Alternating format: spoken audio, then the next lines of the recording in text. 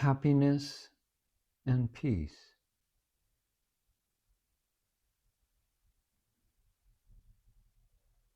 Man hunting for happiness is just like a beetle with a drop of butter on its head.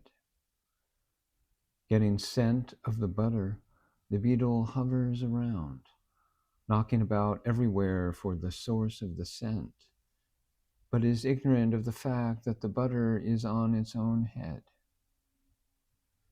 Likewise, man hunts for happiness because it is in himself, and he is not able to see it there. But the urge which makes him hunt comes from that happiness itself. You see, happiness exists only in relation to previous suffering. When that state of happiness continues without being disturbed by unhappiness, it is called deep peace. Some people say they have no problems in life. This is meaningless talk. It only means that they are mere cowards who stubbornly refuse to think in the light of evident facts. Happiness and unhappiness can be conceived of as opposites only when they are considered as definitely limited expressions of peace. They are usually compared to the obverse and the reverse of the same coin, the coin itself being peace. If either of these expressions happens to continue indefinitely, its expressionship vanishes, and it stands transformed into peace.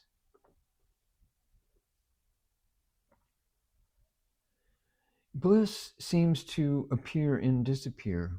Why is this? It is not the bliss that comes and goes, but it is you, the ego, that often goes into the bliss which is your very nature and comes out into the mind. Your ego alone is responsible for it.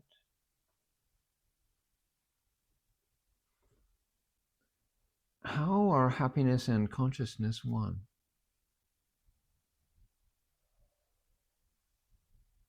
From the experience in deep sleep, we see that happiness is self-luminous, or that happiness lights itself up. This lightingness of happiness is what is called consciousness. Both are intrinsic in the self. This is how one knows peace in deep sleep. This is knowledge in identity. Therefore, happiness can never be unintelligent.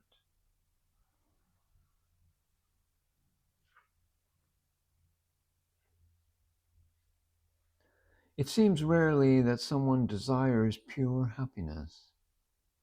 Why? Desire is a function of the mind, and pure happiness is on a level far beyond the mind. Therefore, the mind can never conceive or desire pure happiness. What the mind desires is the one last manifestation, just before extinction, or merging itself into happiness.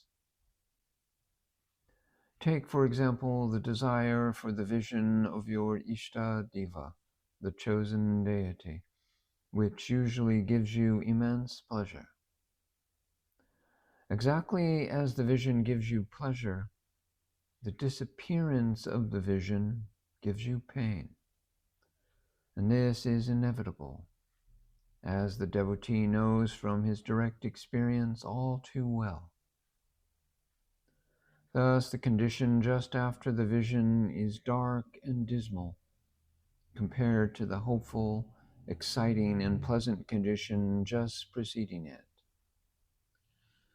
Therefore, mindful of these two opposite conditions before and after the vision, the devotee naturally longs to prolong the pleasure as much as possible, knowing that the gloom after the vision is inevitable, and that the duration of the vision itself, though pleasant, is not under his control. So his desire for the pleasant feelings experienced before the culmination of the vision is greater than his desire for the vision itself, which he takes only as a logical corollary. Moreover, the mind does not find any glamour in the ultimate peace from the standpoint of the mind itself. When you are hungry, what the mind really wants is the disappearance of the hunger, which can only be in peace. The mind, being incapable of conceiving this peace, turns to the objective food, which is capable of removing the physical hunger. Thus, the mind desires always only that preliminary pleasure. Nobody except the sage can desire that ultimate happiness, since all the rest are in the realm of the mind. But the sage does not desire even that, since he knows he is that already.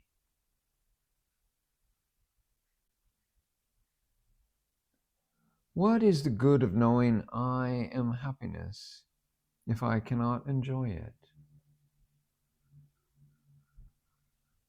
It has been proved already that one's real nature is objectless happiness, and that one can experience it. It is experienced not through subject-object relationship, as in the waking and dream states, but in identity as in deep sleep. In deep sleep, the mind is dead. The questioner evidently wants to know the happiness, herself standing separate as the knower, and to feel the joy of it as the enjoyer. This is possible only in duality, as in the waking or dream states. Even there, a deep examination will show that the so-called enjoyment of happiness is being one with it. Happiness is never enjoyed. To know that I am happiness is a spiritual experience. Spiritual experience is only one. It is non-duality. Its real nature is pure happiness itself, and you know it there in identity. On coming to the waking state, you seem to know it objectively. Immediately, happiness is separated from you as your object, a mere idea. You have actually lost the happiness by trying to know it or feel it. Therefore, never objectify happiness by trying to separate it from you in any manner.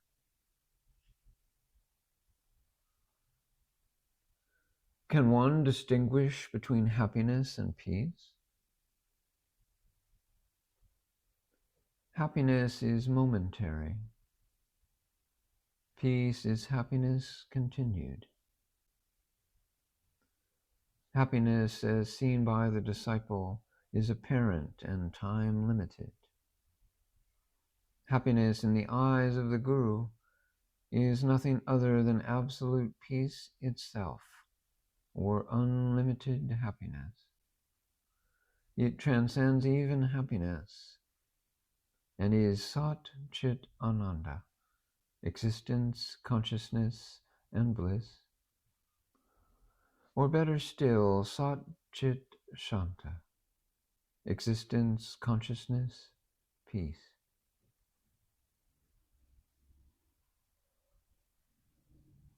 Harmony. How do you experience beauty in an object? Beauty, as the world conceives it, is nothing but the harmony of the discordant things. The discordant notes and the object first attract you. Slowly, the notes die away, and you become aware of an external harmony, which in its turn leads you to the inner harmony, in which you yourself are lost. This inner harmony is itself beauty, your real nature. Does this not take away the relish of life? No, never. It only enhances the relish. At first you enjoy beauty, but then you desire to be that enjoyment which is beyond joy, and thus you are taken to that harmony itself. You put that question because you have not experienced beauty or harmony in its fullness. How do the sage and the ignorant man see beautiful things? The sage sees first pure, degreeless harmony, and then he sees the object. So he may be said to see the object in the beauty. But the ordinary man who stands only at the body level sees the object first, and only then does he see something of the beauty or harmony expressed in the object. This helps him to have a peep into the beyond and nothing more. We see harmony in this world only on rare occasions. But the sage sees the same harmony always and everywhere, nay, even in apparent misery and discord. What is the goal of music? Harmony outside takes you to harmony inside, and harmony inside is the I principle, consciousness itself. Thus, music takes you to the harmony behind it, and that takes you to the harmony inside, which is truth itself.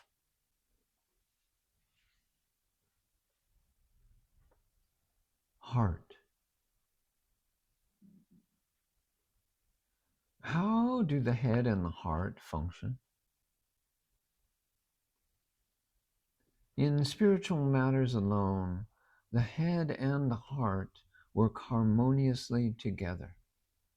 But in the phenomenal sphere, they often work each divorced of the other.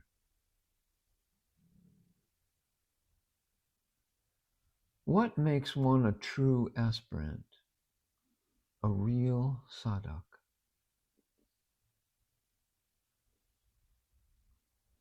It is one's earnest desire to get to the truth that prompts one to search for it. This desire is nothing but the direct function of the heart. All your conscious efforts, even though actuated by reason, follow only the course chalked out by this heart. Therefore, every seeker of the truth expresses his heart sufficiently well. And at last, when the seeker, following the path of reason, reaches the citadel of truth, he finds the heart also there in full and as one with reason and himself. So truth is visualized by the harmonious blending of the head and the heart in peace.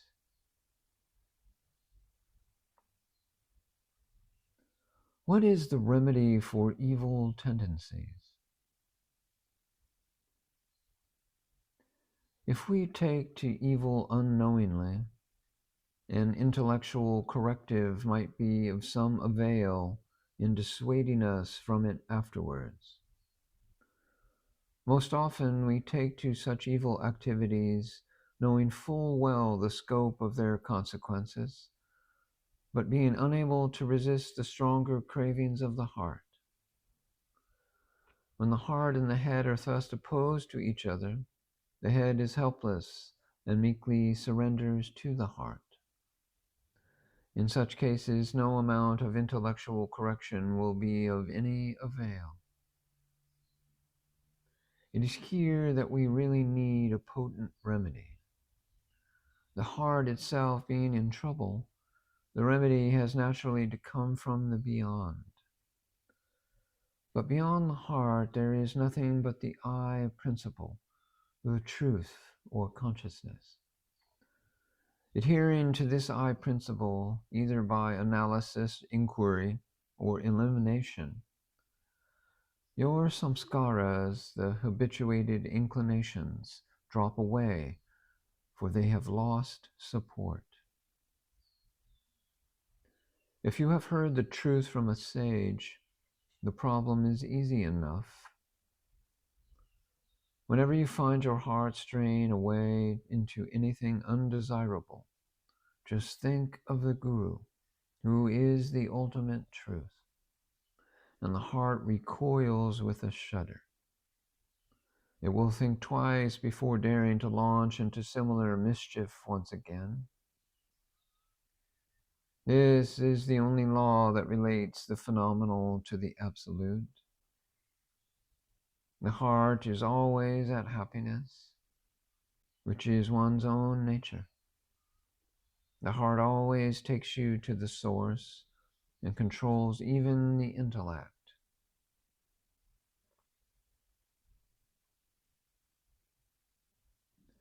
Can you speak of the heart and prem, or true love? The heart plus I am equals I am the heart. Love is the expression of the self through the heart, and the heart is always wet. It takes you straight to the self, or Atma, and drowns you in it. Language is dry and is the expression of the self through the head, or reason. It takes you only to the brink of Atma and leaves you there, till the heart rises up to wet reason and ultimately to drown you in love.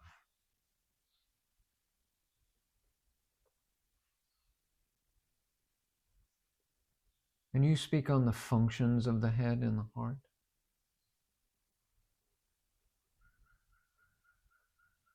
The head and the heart are not watertight compartments. They complement each other. It may be said that it is a harmonious blending of the head and the heart in the ultimate truth that is called realization. It may generally be said that one gets enlightened through the head and gets established in the truth through the heart. A thought, when it is deep, becomes feeling, or in other words, descends into the heart. Deep knowledge or objectless knowledge is love. And love always gives and never takes. Only if the giving is spontaneous and prompted by the heart alone is it efficacious and divine. The slightest taint of the ego in the giving pollutes it to that extent. If you follow the path of love until love is its own fulfillment, you reach the highest. But an ignorant one can never complete it unaided without the help of the Guru.